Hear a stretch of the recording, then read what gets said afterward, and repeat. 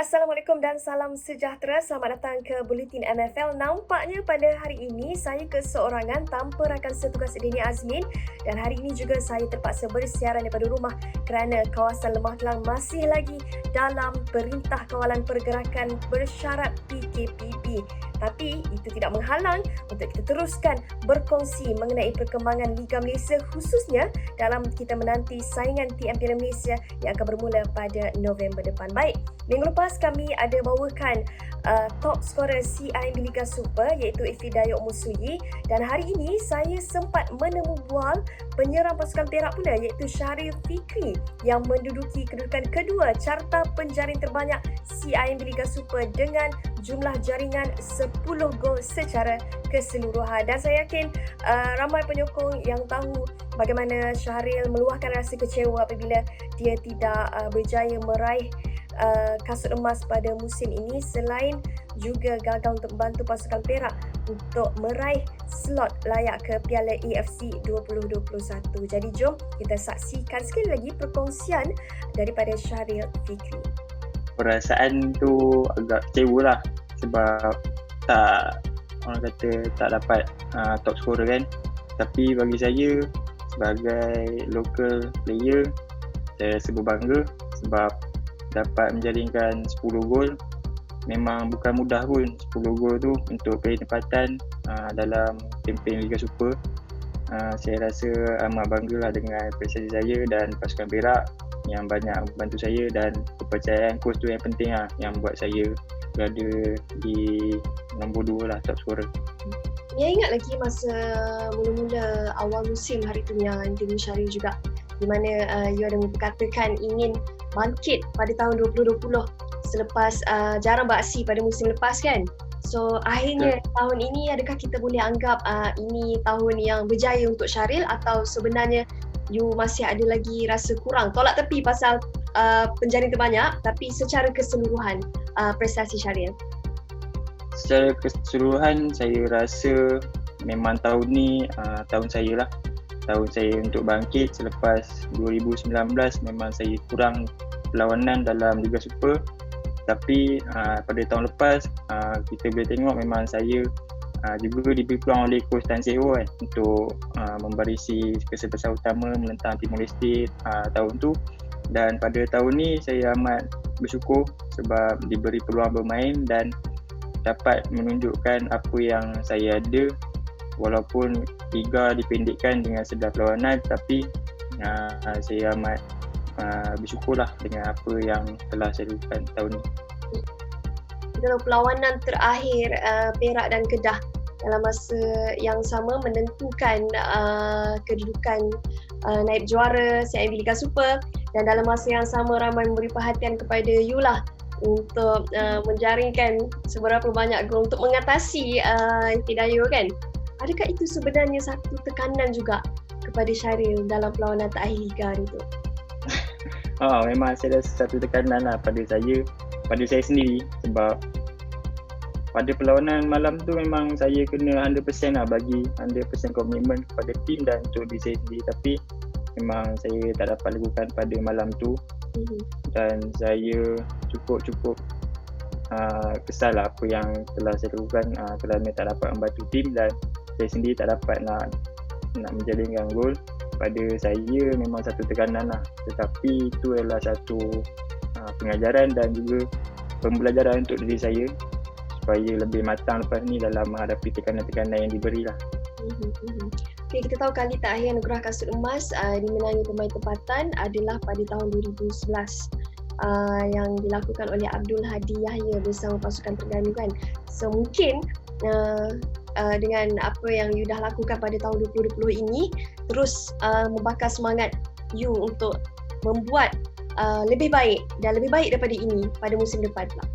Target saya memang tahun depan memang untuk orang kata cukup sekadar konsisten lah. Kita memang sebagai pemain memang susah untuk konsisten, tapi saya rasa tahun depan saya akan buat lebih baik. Dan saya rasa lah kalau macam Liga tak dipendekkan, mungkin banyak lagi lah jaringan saya boleh hasilkan, kerana pada 11 perlawanan semua 10 gol. Tapi kalau ada perlawanan yang tak dipendekkan dan dipanjang seperti biasa, mungkin banyak jaringan yang saya belakan dan pada tahun depan memang saya kena lebih lah pada tahun ni punya goal.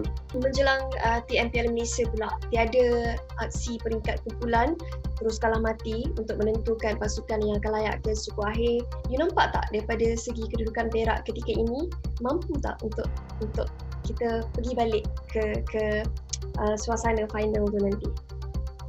Dengan prestasi pasukan, saya merasakan memang Perak ada peluang kerana memang setiap departmen pemain memang kita ada kualiti dan coach juga percaya kepada semua pemain termasuk pemain muda. Memang itu yang coach Mehmet terapkan sebab pemain muda ni adalah satu orang kata potensi lah untuk setiap pasukan dan Piala Malaysia adalah satu-satunya tempat untuk melihat pemain muda dan pasukan yang berjaya memang orang kata memang banyak melahirkan pemain muda yang baik. Pada penyokong Perak semua, saya harap penyokong dapat menyokong walaupun kami pada tahun ni memang orang kata agak turun dan naik dan kami menduduki tangga keempat. Saya amat berterima kasih kepada penyokong kerana bersabar menanti setiap perlawanan dan saya harap penyokong-penyokong teruskan menyokong dan memberi semangat kepada saya dan semua pemain-pemain pasukan Perak. Baiklah, itulah antara yang sempat dikongsikan oleh Syahril di mana konsistensi menjadi perkara paling utama untuknya menghadapi musim 2021 nanti. Baiklah, seterusnya, selain pasukan JDT selaku juara dan Kedah selaku naib juara CIMB Liga Super, Terengganu FC juga tidak harus dilupakan apabila mereka berjaya memperbaiki kedudukan musim lepas di tangga ke-7 untuk menduduki tangga ketiga terbaik Liga Super pada musim ini.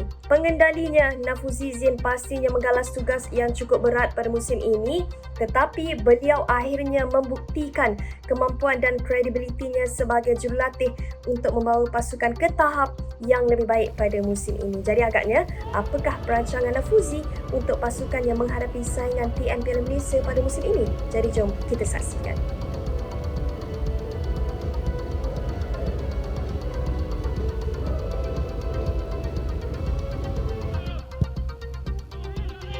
Alhamdulillah, saya rasa nombor 3 tu pencapaian terbaik untuk buat TFC dalam jangka masa 9 tahun kot kita berada selepas tu kita ada top 3 dan saya sendiri sebagai tahun pertama sebagai head coach untuk saya belajar mencari pengalaman tahun ini dan apa yang player bagi player persembahkan untuk tahun ini adalah saya sangat berterima kasih.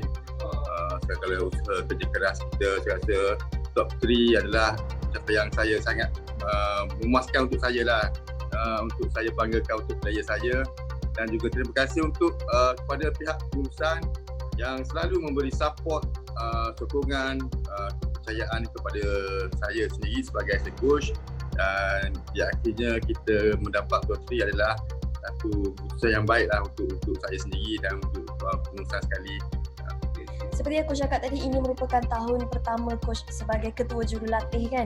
Apa yang Coach dah belajar dalam musim 2020 ini untuk mengharungi bersama pasukan dan barisan pemain untuk terus kuat dan cekal untuk meneruskan cabaran pada musim 2020 ni Coach? Saya akui lah untuk tahun pertama ni saya dari segi pengalaman sangat cetek lah, mentah berbanding dengan coach-coach lain. Dan di situlah saya untuk tahun ni saya banyak belajar dari segi pengurusan, dari segi pengurusan dengan pemain, dari segi taktikal, dari segi persediaan pasukan dan ini adalah peluang yang diberikan. Bukan senang untuk dapat peluang macam ni untuk membimbing pasukan negeri di usia muda, tapi mungkin adalah ini peluang untuk saya, rezeki untuk saya dan kepercayaan ni pun player memberi effort yang baik untuk pasukan dan kita tahu dengan tahun pertama dengan banyak dugaan preparation kita dengan baik dengan dari awal musim dengan adjust dengan COVID-19 game sekejap okey, sekejap terkendala, sekejap postpone Tapi di situ saya rasa yang penting cara kita persediaan pasukan untuk maintain kita punya performance, untuk dari segi masa-masa yang kita ada tu ruang-ruang untuk kita perbaiki segala aspek kelemahan pasukan. Macam tu banyak ada baiknya, ada yang dari segi momentum kita tahulah kita preparation semua. Tahun 2018 tu saya boleh katakan perlawanan yang cukup epik lah antara Terengganu dan juga Perak. Jadi tahun ini untuk TM Piala Malaysia agaknya macam mana coach ingin lakukan untuk pasukan coach sendiri bagi menghadapi TM Piala Malaysia dengan format yang berbeza pada musim ini, coach? Untuk tahun itu kita rasa bersama saya bersama Coach Ifan lah sebagai pembantu. Coach Ifan adalah tipu saya lah. Banyak dia belajar apa yang saya lalui sekarang saya buat. Untuk tipu saya belajar dari dia lah. Untuk format ni memang berbeza dari sebelum ni. Kita tahu perlawanan kalah mati. Dan mungkin tekanan akan dirasai lagi kepada pasukan favourite lah. Di situ kita tahu untuk mungkin hanya 4 perlawanan. Setiap game adalah penting. Di situ persediaan pasukan betul-betul kena bersedia. Kita tahu kerana pemain kalah mati ni berbeza dengan sebelum ni kita liga. Kita ada kalah, kita ada peluang lagi. Tapi setiap kena preparation yang betul-betul dan kena fokus 100% untuk every game yang kita lalui. Jadi coach, adakah keputusan undian juga memainkan peranan penting untuk coach, atau coach sendiri secara peribadi rasa tak kiralah pasukan mana, pasukan yang lebih hebat ke atau pasukan mungkin daripada Liga Premier ke, atau macam mana coach? Undian tu juga penting, memain peranan penting, dan kita dari awal perlawanan kita boleh nampak lalu-lalu yang kita tahu sebenarnya semua perlawanan adalah sukan, tapi untuk berbandingan kualiti tim berbeza yang mana lagi kesukaran kita boleh nampak itu dia yang penting. Tapi bagi saya yang penting untuk saya sendiri, kita prepare tim kita sendiri lah. Kalau kita bersedia, saya rasa dengan pasukan mana-mana pun kita akan boleh bermain dengan baik. Yang penting persediaan daripada pasukan kita tu, dari segi semualah, dari segi player, dari segi teknikal apa semua tu yang lagi penting. Baiklah, dengan itu sampai di sini sahaja Buletin MFL pada minggu ini. Saya percaya ramai penyokong dan peminat di luar sana sudah tidak sabar untuk menantikan saingan TM Piala Malaysia 2020. Tetapi untuk sekarang ini sama-samalah kita teruskan bersabar dan menanti, dan sama-sama kita berharap agar situasi akan lebih pulih dalam kita menangani penularan wabak COVID-19. Teruskan menyokong pasukan kesayangan anda. Dengan itu, Assalamualaikum dan jumpa lagi.